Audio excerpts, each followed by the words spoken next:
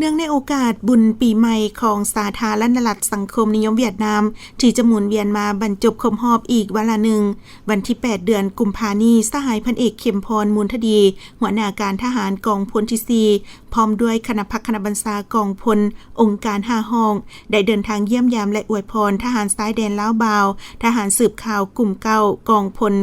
968และกองพัน19กองทัพประชาชนเวียดนามโดยการต้อนรับของคณะพักคณะบัญชาทั้ง4กรมกองอย่างอบอุ่น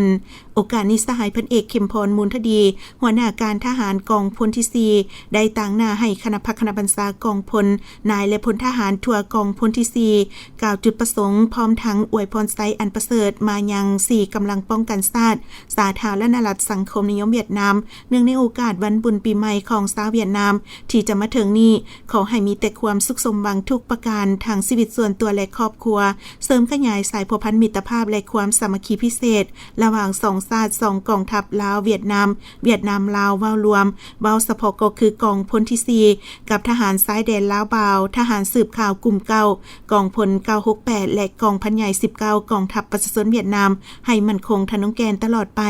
โอกาสดังกล่าวคณะพักคณะบัญชากองพลที่4ก็ได้ผลัดเปลี่ยนกันมอบเครื่องอุปโภคบริโภคให้4กำลังป้องกันชาติเวียดนามตื่มอีกตอนท้ายต่างหน้าทาง4กรมกองของกำลังป้องกันชาติเวียดนามกล่าวแสดงความขอบใจที่ย้ำใดเวลาใดกองพลที่4กองทัพประชาชนลาวแม้นเห็นได้ความหมายความสำคัญของเวียกงานดังกล่าวพร้อมทั้งอวยพรไซมายังคณะพักคณะบัญชาตลอดฮอดนายและพลทหารทั่วกองพลที่4จงมีสุขภาพแข็งแรงมีผลสำเร็จในหน้าที่เวียกงานมีความสุขทางชีวิตส่วนตัวและครอบครัวพร้อมกันหัดแน่นสายพัวพันความสามัคคีแบบพิเศษสั่วกาลนาน